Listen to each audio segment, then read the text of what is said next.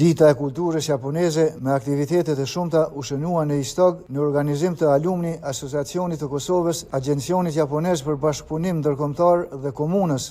Eventi i sotëm synon pasqyrimin e partneritetit të vendit tonë me Japoninë si mbështetëse e shumë projekteve zhvillimore në fusha të ndryshme. Eventi i sotëm synon të paraqesë pjesë të bashkëpunisë së pasur kulturore dhe traditave të gjata të Japonisë, duke promovuar gjithashtu bashkëpunimin me të gjerë midis Kosovës dhe Japonisë në fusha të ndryshme.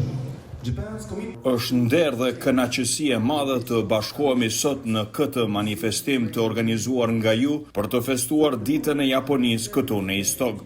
Angazhimi i Japonisë për zhvillimin e komunës së Istogut pasqyrohet më së miri përmes projekteve konkrete të bashkëpunimit tonë. Istogu nuk është vetëm një qytet me kulturë të pasur dhe mikpritje të ngrohtë, por edhe një vend ku partneriteti në mes Kosovës dhe Japonisë po rritet në mënyrë aktive përmes projekteve të prekshme dhe angazhimit të përbashkët për zhvillim të qëndrueshëm.